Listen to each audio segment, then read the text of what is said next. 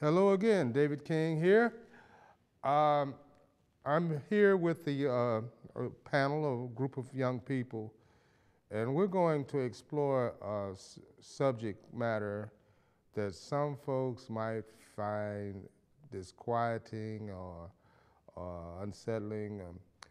And if so, I would suggest you basically change your channel or tune us out because we're getting ready to get really serious here. Since recorded history, there has existed the question of what is good or what is evil. Whether each contain components of more or lesser are debatable, but that will not be debated tonight. We will discuss the impact of how those questions affect us at the very moment we now speak. All references to book articles or websites can be provided later. I'll state the person that you can call by email or phone and give him your opinions on what you're hearing tonight. According to one of the websites, Bill Clinton is truly believed to be more evil than Adolf Hitler. Okay? Now, during history, as far as I think it was called a historical experience of European blacks, Africans, and African Americans during the Nazi era. It talks about that during the Holocaust, so that the black people, let's see, I will put it this way. Internment camp paintings of African Belgian artists. Now this is, I'm sure I add too, this is in the U.S. Holocaust Museum in Washington, D.C. And it's in the archives of files on blacks during the Hitler era. And it shows this African Belgian artist, Joseph Nassy, who was also Jewish by religion. And it shows that compensation to the descendants of the peoples of Namibia, it talks about them, and state-sanctioned Germans slaughter and near genocide of more than 80% of these Herreras via German colonialism. But it goes on to say, under German law, preceding, during, and after Hitler, to become a citizen required that one be descended from Nordic bloodlines. Also, the Black German Initiative created to unite blacks across West and then later East Germany. What it actually gets into is that blacks actually lived during the Hitler era in Nazi Germany in a peaceful state. That it was only the Jewish people who were targeted. Now that's amazing in the sense that we think of that during this period that the ovens would have included black people also. But remember the question I started out with here. The question was, what is good or what is evil? Now, according to this website, as I said before, Bill Clinton is truly believed to be more evil than Adolf Hitler. But the number one evil man on his list was Thomas de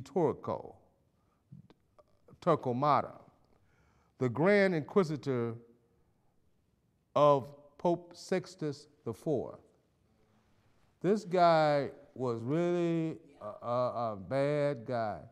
He enjoyed, let's see, he was a fan of various forms of torture, including foot roasting, use of the garrocha, and suffocation. Torquemada's hatred of Jews influenced Ferdinand and Isabella to expel all Jews who had not embraced Christianity. Okay. Now we're talking about a truly faithful person who's of the Christian faith. I'm going into something.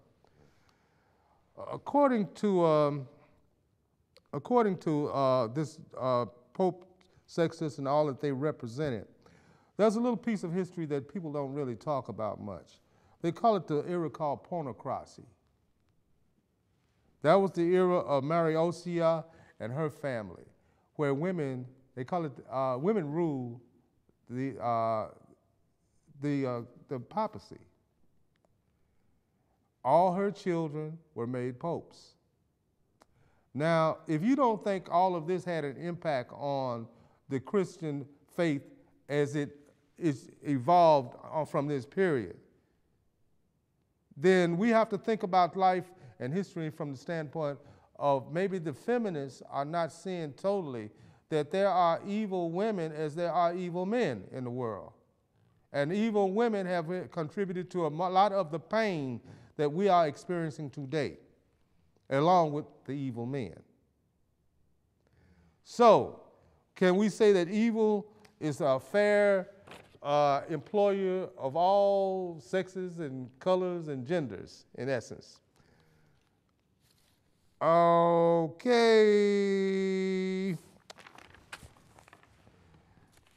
This leads me into the question of what is antisocial behavior?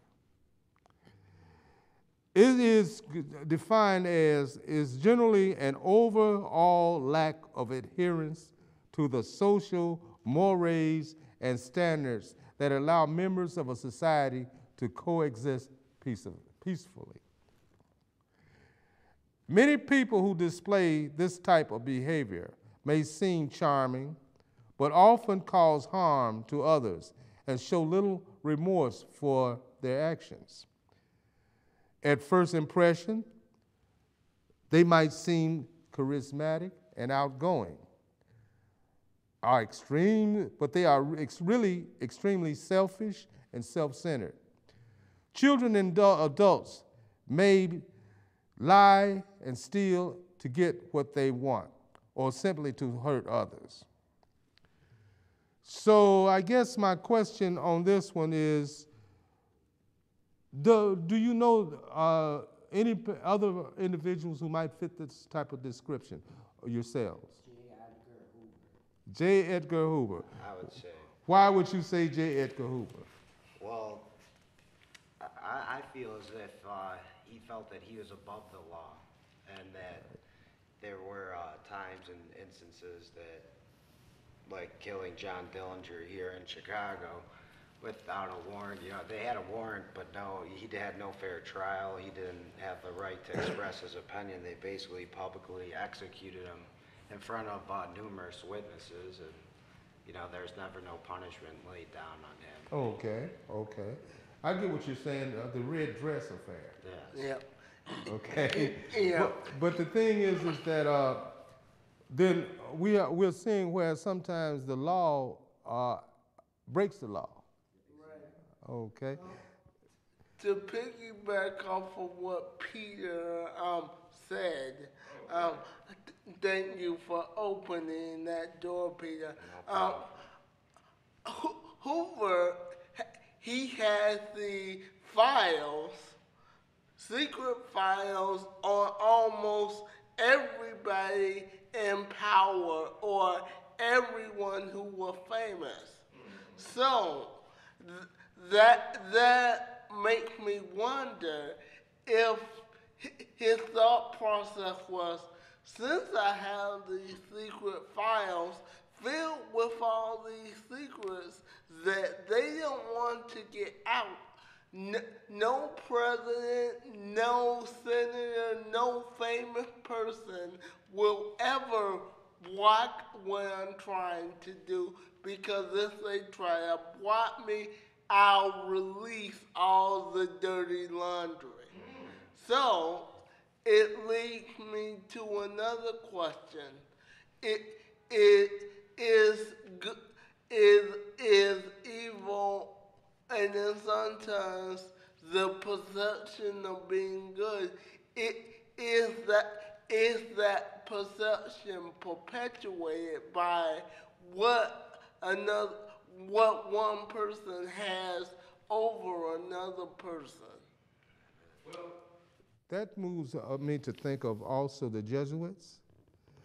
The Jesuits are very interesting.